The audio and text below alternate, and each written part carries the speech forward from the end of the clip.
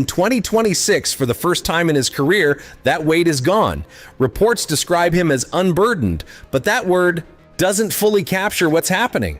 This isn't relief, it's freedom. The swing looks effortless. The decisions come faster. There is no hesitation, no second guessing, no fear of what might go wrong.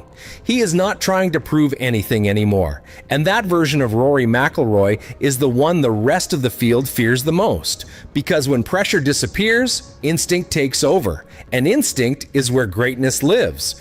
This is the paradox of Augusta. The course that once exposed every weakness is now facing a player with nothing left to lose.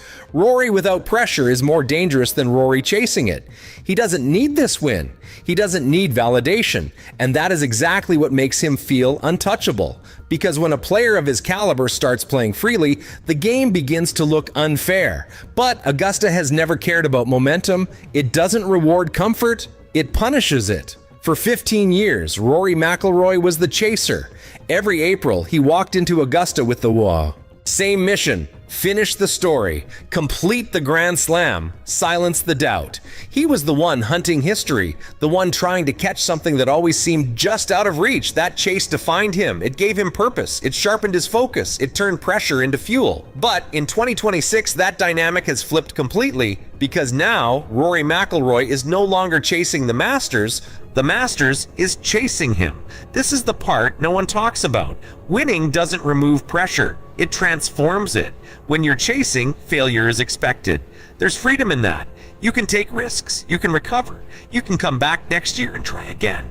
But when you've already won, when you've already proven everything, the equation changes.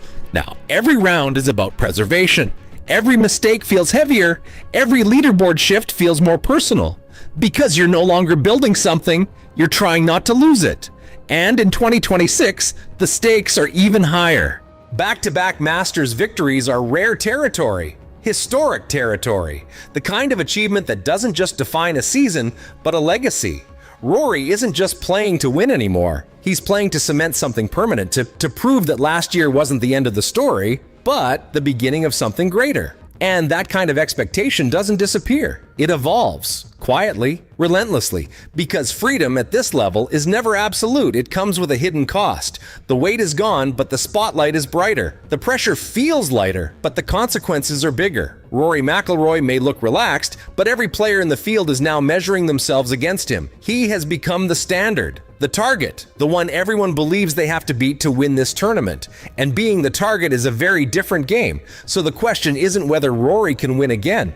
The question is whether he can handle what comes after, becoming unstoppable. Because when the chase is over and the dream is complete, something else takes its place. Something quieter, something more dangerous. What happens when the hunger that drove you is gone? Every great story needs a disruption. And at Augusta in 2026, that disruption has a name: Scottie Scheffler.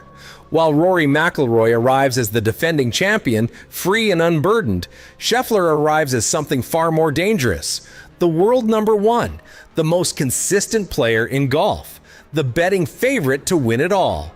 He is not chasing a moment. He is controlling one, and that makes him the one variable Rory cannot predict. Because Scheffler doesn't play golf the way Rory does. Rory is momentum, emotion, explosion. When he gets hot, the course feels too small to contain him. But Scheffler is the opposite. He doesn't surge, he suffocates. Fairways, greens, putts, over and over again. There are no swings, no chaos, just pressure that builds quietly until it becomes impossible to escape. He doesn't need brilliance to win. He just needs you to make a mistake. And eventually, everyone does. That's what makes this so uncomfortable for Rory. Freedom thrives in chaos, but Scheffler removes chaos from the equation entirely. He turns Augusta into a math problem. One shot at a time, one decision at a time. No emotion, no panic, just execution.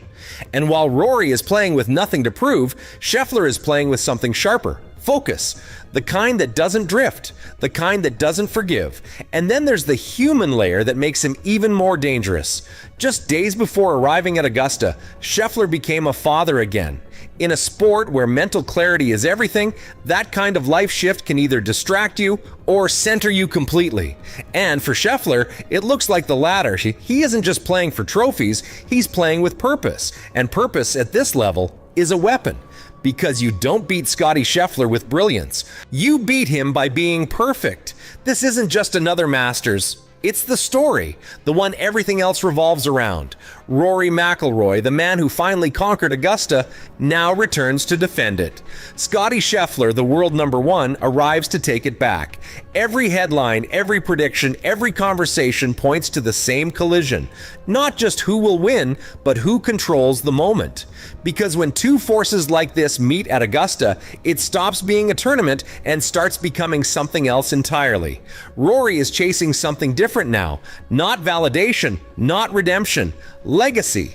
Back-to-back Masters victories would place him in a different category of greatness, one reserved for players who didn't just win Augusta, but owned it. This is about proving that last year wasn't a breakthrough, it was a beginning. But chasing legacy is a different kind of pressure. It's quieter, heavier, because it asks one question: can you do it again when everyone expects you to? Scheffler's pursuit is simpler and somehow more dangerous. Control. For months, he has been the most reliable force in golf, the player who turns tournaments into slow, inevitable takeovers. Augusta represents something personal, a chance to remind the world that consistency beats momentum, that precision beats emotion, that he is still the standard every player is measured against. And unlike Rory, he doesn't need a story. He just needs execution. And then there's Augusta itself, because this course doesn't belong to either of them. It never has. It rewards patience. It punishes ego. It waits for the moment when confidence turns into assumption, and then it strikes. Rory thrives when he's chasing. Scheffler thrives when things are steady. But Augusta doesn't promise either. It creates uncertainty. And uncertainty changes everything, because this isn't just player versus player, it's identity versus identity. And at Augusta, one mistake doesn't cost you a shot, it costs you everything. Rory McIlroy doesn't need this win. That's what makes it so dangerous. He is already a legend. The Grand Slam is complete. The story is written. Everything he does at Augusta now exists beyond validation.